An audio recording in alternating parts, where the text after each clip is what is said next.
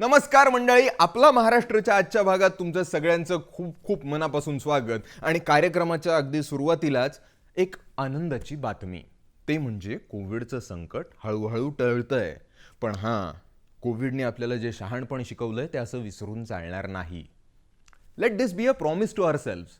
आता तुम्ही प्रॉमिस करताय तर अजून एका गोष्टीचं वचन द्या, ते म्हणजे आपल्या अवतीभोवती असलेल्या स्त्रियांचा आणि मुलींचा आपण सन्मान करायला हवा. आता तुम्हाला असं वाटेल की 8 मार्च म्हणजे आंतरराष्ट्रीय महिला दिवस जवळ येतोय म्हणून मी तुम्हाला हे सांगतोय का?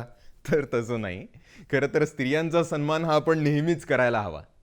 मंडळी, या समाजासाठी स्त्रिया जे काही करतायत त्यासाठी आपण त्यांच्याप्रती कृतज्ञ असायला हवं. आणि याचंच एक उत्तम उदाहरण म्हणजे डॉक्टर सीमा राव. डॉक्टर सीमा राव या भारतातल्या पहिल्या महिला कमांडो ट्रेनर आहेत. त्यांनी जवळजवळ 20,000 सैनिकांना प्रशिक्षण दिलंय आणि त्यासाठी त्या 1 रुपयाही मानधन घेत नाहीत. किती ग्रेट आहे हे, हो की नाही? परत सीमा राव या अत्यंत हुशार कॉम्बॅट शूटिंग इन्स्ट्रक्टर आहेत, फायर फायटर आहेत आणि स्कूबा ड्रायव्हर आहेत. या अशा मोठ्या व्यक्तिमत्वाचं शारीरिक शक्तीपेक्षा मानसिक शक्तीवर जास्त विश्वास आहे की नाही? महत्त्वाची गोष्ट. डॉक्टर सीमा राव आहे. मी भारताची प्रथम महिला कमांडो ट्रेनर आहे. मी हे काम 25 वर्षापासून केलं आहे आणि माझं सब्जेक्ट आहे क्लोज क्वार्टर बॅटल. काही 3 वर्ष अगोदर मी ॲक्टिव्ह फील्ड ट्रेनिंगमधून रिटायर झाले. मला नारी शक्ती अवॉर्ड प्राप्त झाले आणि वर्ल्ड पीस अवॉर्डसुद्धा प्राप्त झाले. Happy women's day. माझं मेसेज हे आहे की तुम्ही तुमच्यात शक्ती आहे, सरस्वती आहे आणि लक्ष्मी आहे. हे तिन्ही देव्या आहेत, हे तुमच्या आत आहेत. तुम्हाला जर पाहिजे असेल तर तुम्ही शक्ती म्हणजे पॉवरफुल होऊ शकता. सरस्वती म्हणजे तुम्ही स्वतःला एज्युकेट करू शकता. आणि फायनली लक्ष्मी म्हणजे तुम्ही पैसे कमवू शकता आणि प्रॉस्पेरस होऊ शकता. तुम्ही जो मार्ग निवडला आहे त्या मार्गावर तुम्ही बेधडक निडर होऊन पुढे जा आणि तुम्ही जरूर तुमच्या जो लक्ष्य आहे तिथे पोचाल. तुमच्या आत जर शारीरिक शक्ती आणि मानसिक शक्ती आहे तर तुम्ही आयुष्यात काहीही साध्य करू शकता. तुमच्या मुलगा आणि मुलीत काही फरक नाही आहे. तुम्ही जितकं प्रोत्साहन तुमच्या मुलग्याला देता तेवढंच प्रोत्साहन तुमच्या मुलीला सुद्धा द्या. मंडळी, युजली मार्च महिना म्हणजे परीक्षेचा गोतावळा असलेला महिना. लहान मुलांची परीक्षेसाठी होणारी धावपळ आणि अभ्यास यातच हा महिना जातो. पण यावर्षीचं चित्र मात्र अगदी वेगळंच आहे, कारण यावर्षी शाळासुद्धा ऑनलाईन झाल्या आणि परीक्षासुद्धा ऑनलाईन झाल्या. सगळी लहान मुलं अगदी वैतागून गेली होती. पण जशा आता शाळा हळूहळू परत उघडतायत तसं एक चैतन्याचं आणि उत्साहाचं वातावरण निर्माण होतंय. मुलं सुद्धा एकदम आनंदून गेली आहेत. पण त्यापेक्षा जास्त आनंद झालाय तो शिक्षकांना. आणि हेच बघायला मिळालं वरळीच्या मराठा हायस्कूलमध्ये. मुलं शाळेत परत येणार म्हणून इथल्या शिक्षकांनी आणि पदाधिकाऱ्यांनी काय केलं असेल तर शाळेच्या भिंती सजवल्या, रंगवल्या. लहान मुलांसाठी त्यांनी भिंतींवर कार्टून्स काढली.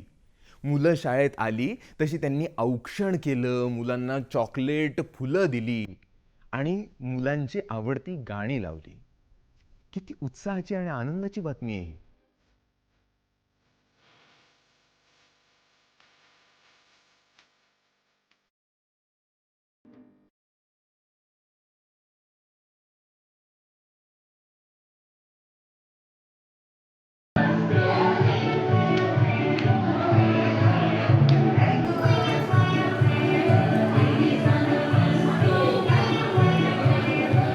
आजचा दिवस म्हणजे आनंदी आनंदगडे.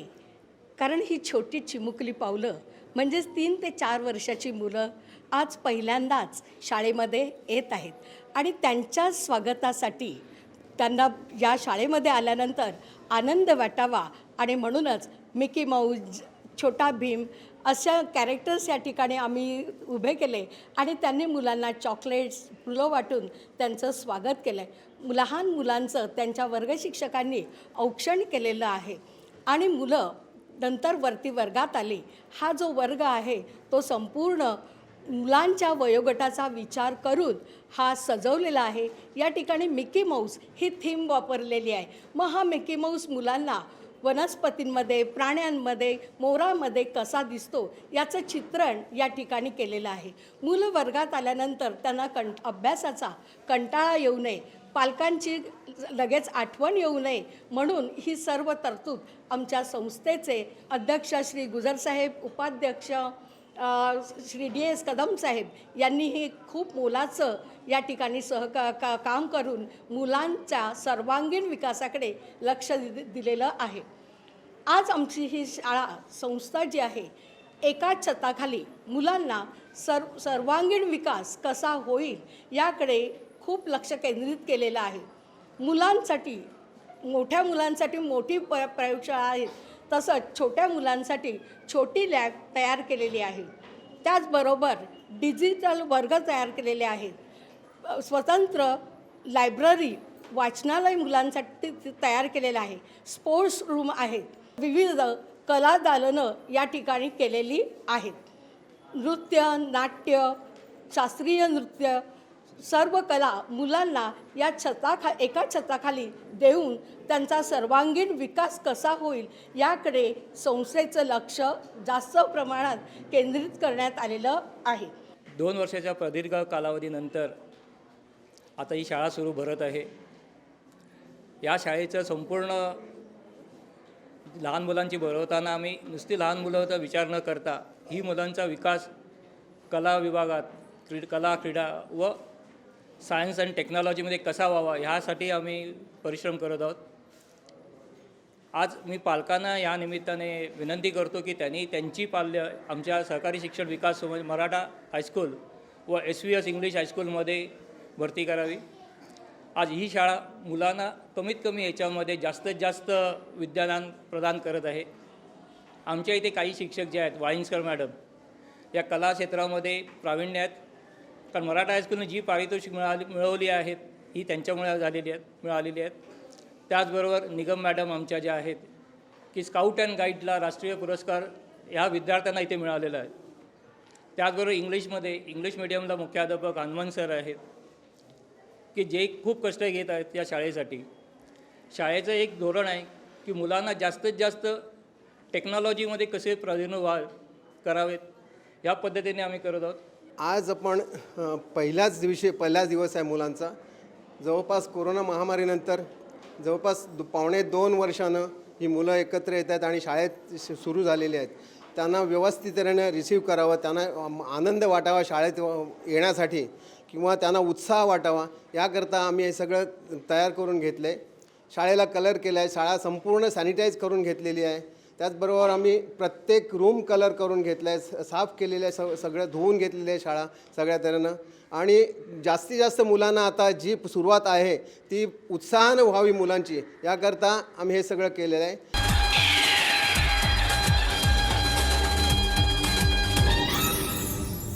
मंडळी, 28 फेब्रुवारीला असतो राष्ट्रीय विज्ञान दिन. खरं तर विज्ञानाची आपल्याला आत्ता अत्यंत गरज आहे आणि विज्ञानाचा प्रचार आणि प्रसार ही काळाची गरज आहे. मंडळी, आपण आपल्या प्रत्येक माध्यमातून आणि शैलीतून विज्ञानाचा प्रसार करायला हवा. अशीच एक गमतीची गोष्ट सांगतो. भाभा अणुशक्ती संशोधन केंद्रातून निवृत्त झालेल्या आणि पद्मश्री पुरस्काराचे मानकरी असलेल्या डॉक्टर शरद काळे यांनी विज्ञानाचा प्रसार करण्यासाठी एक नवीन मार्ग शोधला आणि तो मार्ग होता म्हणजे कविता. त्यांच्या प्रेरणा या कविता संग्रहात हिंदी कविता आहेत, तर विज्ञानांजली या कविता संग्रहात मराठी कविता आहे. संवाद साधूया डॉक्टर शरद काळे यांच्याशी.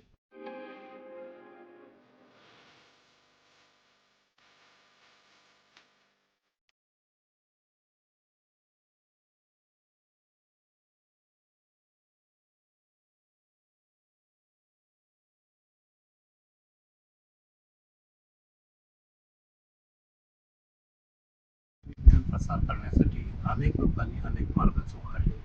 त्यामध्ये विज्ञानाची वाट हा एक नवीन वाट चोखाळण्याचा मी प्रयत्न केलेला आहे. तो म्हणजे कवितांमधून विज्ञान आपल्याला लोकांपर्यंत पोहोचवता येईल का याचं मुख्य कारण म्हणजे शाळेमध्ये ज्या विविध कविता शिकवल्या गेल्या त्या कवितांमधनं जे विज्ञान दडलेलं होतं ते आम्हाला आमच्या सरांनी सांगण्याचा प्रयत्न केला होता. एक उदाहरण देतो तुम्हाला. केशवसुतांची एक कविता होती की काठो काठ भरो द्या प्याला, फेसा बराबर उसळू द्या, प्राशनकरिता रंग जगाचे क्षणोक्षणी ते बदलू द्या.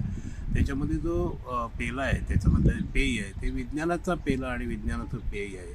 ते घेतल्यावर आपल्याला जगाचे रंग समजतात, बदलता येतात. घड्याळाच्या काट्यांना थांबता येत नसतं.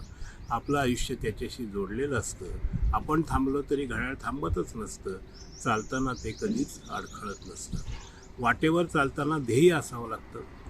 ध्येय गाठण्यासाठी चालतच राहावं लागतं. घाट वळणांची वाट बघून आपल्याला घाबरायचं नसतं. चालताना कोणाचं तरी बोट धरावंच लागतं.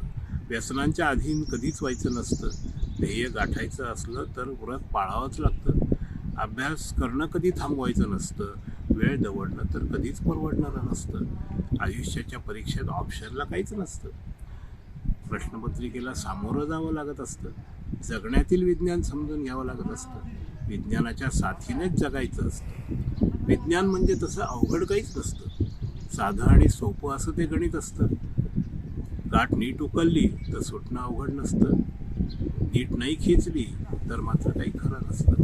निर्गाठ सुटण्यासाठी विज्ञानाचं आकलन हवंच असतं. विज्ञानांजलीतून हेच सारं अपेक्षित असतं. धन्यवाद. मंडळी, नुकतंच मुंबई मराठी ग्रंथसंग्रहालय दादर पूर्वच्या शाखेत एक आगळं वेगळं प्रदर्शन भरवण्यात आलं. हे प्रदर्शन कशाचं होतं माहिती आहे? तर मराठीतले कोश. मंडळी, मराठीत कोश किती आहेत माहिती आहे तुम्हाला? मराठीत तब्बल 820 कोश आहेत. कोश म्हणजे काय? तर ज्ञानाचा आणि माहितीचा सारसंग्रह. या प्रदर्शनाबद्दल सांगतायत मुंबई मराठी ग्रंथसंग्रहालयाचे पदाधिकारी.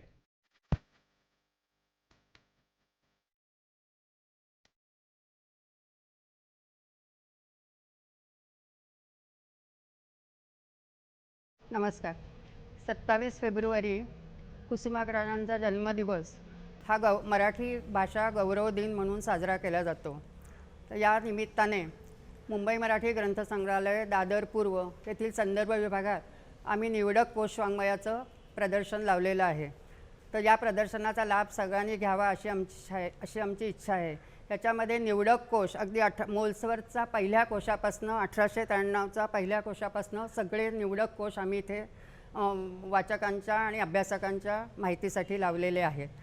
आणि कोश वाङ्मयाचं महत्त्व आजच्या या माहितीच्या युगामध्ये ज्ञान एकदम आपल्या हाताशी जरी आलेलं असलं तरी संदर्भ कोश याचं महत्त्व फार मोठं आहे. कारण व्याकरण आणि कोश हे माझ्या मते भाषेचे 2 डोळे आहेत.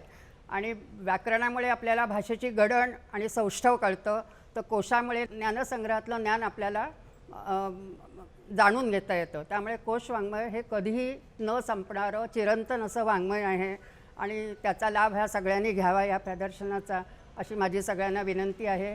आम्ही दादर पूर्वमध्ये हे राज्यभाषेचं म्हणजे गौरव दिनाचं आम्ही संदर्शन केलेलं आहे. ते आपण पाहण्यासाठी यावं. आमचं संस्था 125व्या वर्षात पदार्पण करत आहे. आणि आता गेल्या महिन्यामध्ये सुद्धा आपण पाहिलं असेल की आम्ही वेगवेगळ्या विषयावरती हे संदर्शन केलं होतं.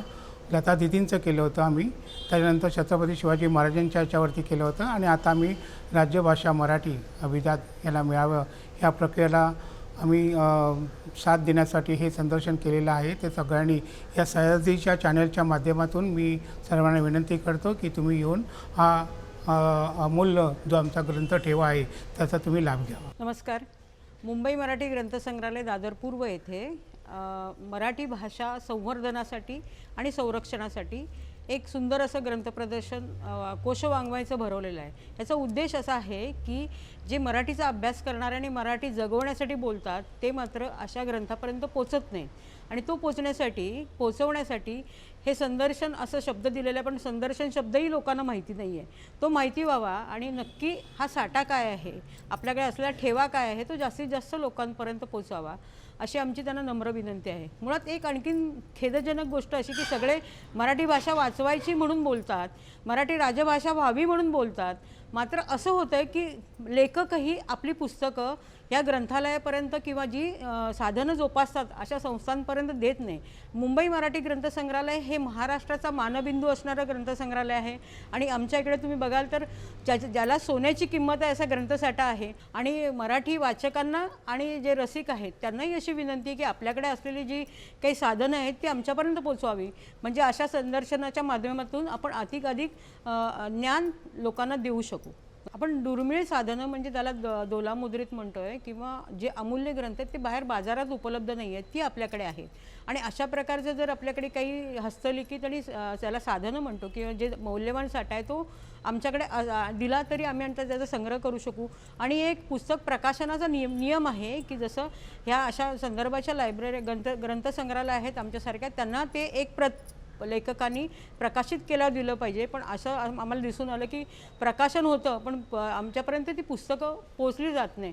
त्यामुळे आमची अशी नम्र विनंती आहे की असे काही अमूल्य साठे तुमच्याकडे असतील, हस्तलिखित असतील आणि काही ठेवा असेल तर तो आमच्याकडे द्यावा आणि पुस्तकाची प्रत आमच्यापर्यंत पोचवावी, म्हणजे आम्ही आमच्या आणि तुमच्या माध्यमातून जास्तीत जास्त लोकांपर्यंत ती पोचवू. हे जे आम्ही संदर्शन लावलेलं आहे पुस्तकांचं, कोश वाङ्मय जे लावलेलं आहे ते जास्तीत जास्त विद्यार्थ्यांनी पाहावं असं आम्ही आवाहन करतो. कॉलेजच्या विद्यार्थ्यांनी ते यावं कारण की त्यांच्यासाठी जास्तीत जास्त उपयुक्त आहे, जेणेकरून त्यांना हवा असला रेफरन्स त्याच्यामधून त्यांना मिळू शकतो आणि महाविद्यालयाने मुलांना इकडे पाठवावं एवढी आम्ही विनंती करतो त्यांना. साहित्य संदर्शनाच्या माध्यमातून विविध विषयांवर संदर्शन मांडण्यात येतात. त्यामध्ये विचारवंत किंवा प्रसिद्ध व्यक्ती असतात त्यांच्या जयंतीनिमित्त किंवा पुण्यतिथीनिमित्त किंवा विशेष असे कार्यक्रम राबवले जातात. त्यापैकी हा उपक्रम म्हणजे साहित्य संदर्शन. तर 27 फेब्रुवारी शासनाचा हा जो उपक्रम असतो मराठी भाषा गौरव दिन, तो पहिल्याच वर्षापासून आम्ही विवा शिरवाडकरांची साहित्य संपदा मांडण्याचा प्रयत्न करत असतो, जेणेकरून इथं महाविद्यालयातले जे विद्यार्थी आहेत किंवा जे वाचक आहेत ज्यांना वाचनाची आवड आहे अशा वाचकांसाठी ते साहित्य संदर्शन मांडण्यात येतं, जेणेकरून त्यांना या उपक्रमाचा लाभ घेता येतो. ह्यावर्षी वेगळेपण म्हणजे कोश वाङ्मय आम्ही हा विषय निवडलेला. कोश वाङ्मय निवडण्याचं प्रमुख कारण हेच होतं की ते समृद्ध असं भाषेने विविध विषयावर आलेलं असं वाङ्मय आहे. मग त्याच्यामध्ये वेगवेगळे ज्ञानकोश आहे, शब्दकोश आहे, विशिष्ट वाहिलेल्या संकल्पनांना वाहिलेले कोश आहेत. तर आपल्या या संदर्शनाच्या माध्यमातून तुम्हाला दिसून येतील की शब्दकोश या संकल्पनेवर आहेत, ज्ञानकोशांवर आहेत, गणितकोश या विषयावर आहेत, परत समाजविज्ञान कोश त्याच्यावर आहेत. अशा वेगवेगळ्या विषयांवर हे कोश वाङ्मय आहे, जेणेकरून त्या प्रत्येक विषयाचं सखोल ज्ञान आणि सविस्तर ज्ञान इथे येणारा विद्यार्थी असेल किंवा एखाद्या विशिष्ट विषयाचा अभ्यास करणारा अभ्यासक असेल तर त्याला त्याविषयी माहिती, परिपूर्ण माहिती देण्याचं काम हे कोश वाङ्मय करत असतात. उदाहरणार्थ आपल्या संदर्शनात व्यायामकोश दिसून येतो. तर पूर्वीच्या जुनी काळी व्यायामकोशामध्ये कोणकोणत्या व्यायामाचे प्रकार होते तर त्याची सखोल सविस्तर माहिती व्यायामकोशामध्ये माहिती आपल्याला मिळते. तसेच वेगवेगळे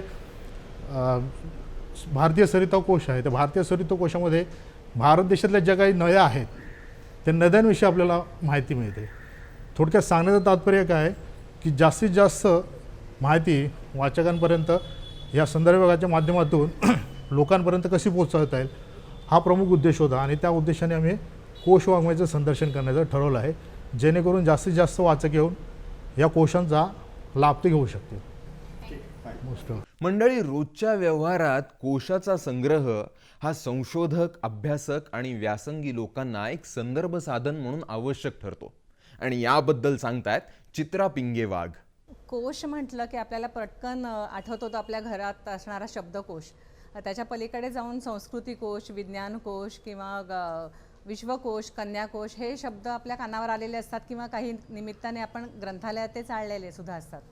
पण मला जेव्हा ह्या प्रदर्शनाविषयी कळलं आणि असं कळलं की कोशवाङ्मयातलं सर्वात मोठं काम हे आपल्या मराठी भाषेत झालेलं आहे आणि थोडके नाही तर जवळपास 800पेक्षा जास्त कोशवाङ्मय आहे, तेव्हा असं वाटलं की आपण आवर्जून ह्या प्रदर्शनाला भेट दिली पाहिजे.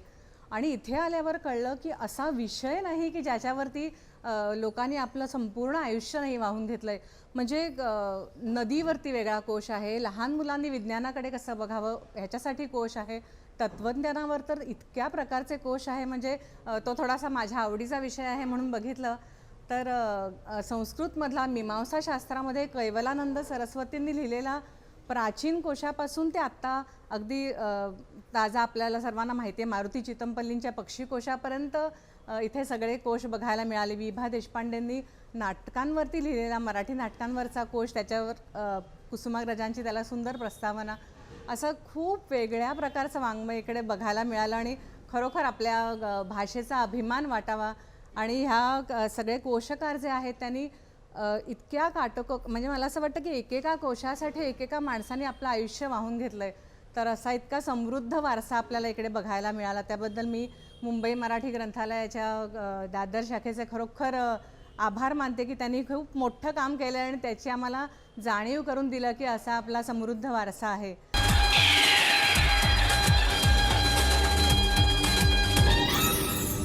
मंडळी, सालाबादाप्रमाणे याही वर्षी हजरत शेख मिसरी दर्गा यांचा गुसूल शरीक पाळण्यात आला.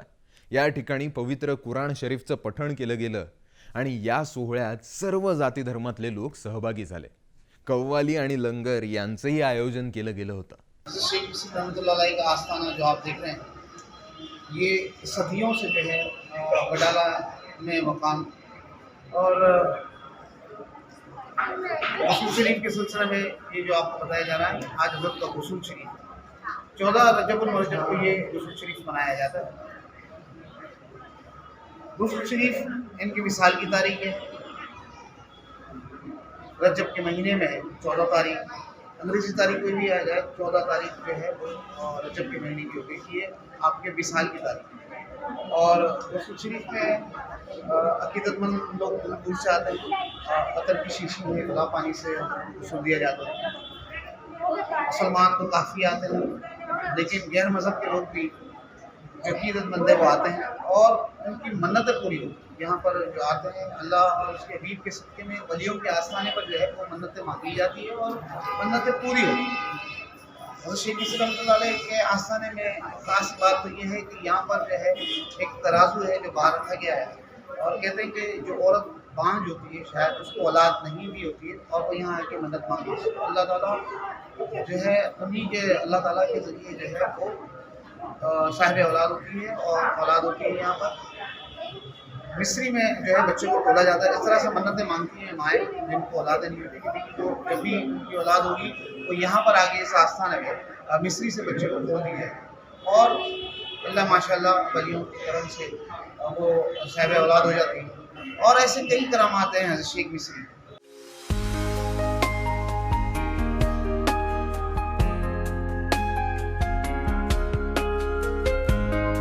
मंडळी, आजच्या कार्यक्रमाचा समारोप हा आपण एका कवितेने करूया. मगाशी मी तुम्हाला म्हणालो की 8 मार्च हा जागतिक महिला दिवस, आपण सर्व स्त्रियांचा सन्मान केला पाहिजे. पण खरं तर स्त्री स्वतःचा सन्मान करते का? ती स्वतःला महत्त्व देते का? आनंदी ठेवण्याचा प्रयत्न करते का?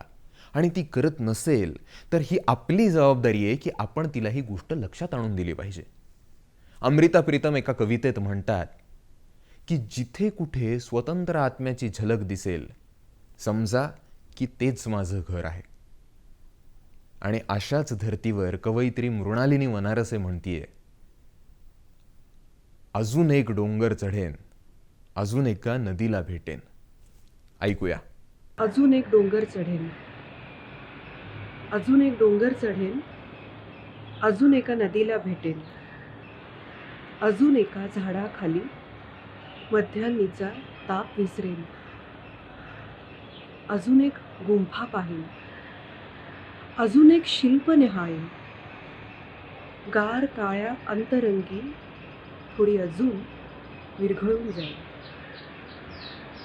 अजून एक गाव पाहीन, अजून थोडी माणसं बघीन, थोडी माझी थोडी त्यांची, आमची भूमी शोधत राहील, अजून एक स्वप्न पाहीन, स्वप्न अशी पेरत राहील,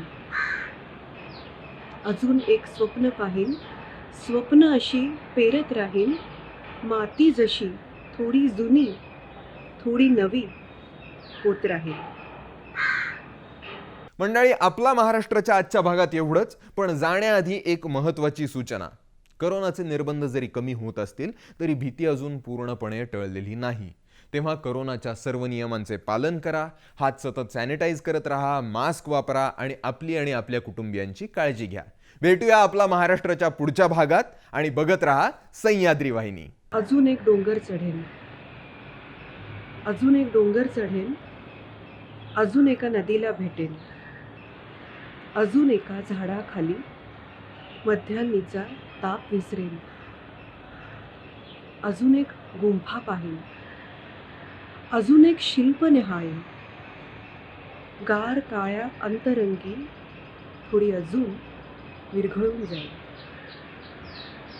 अजून एक गाव पाहीन, अजून थोडी माणसं बघीन, थोडी माझी थोडी त्यांची, आमची भूमी शोधत राहील, अजून एक स्वप्न पाहीन, स्वप्न अशी पेरत राहील,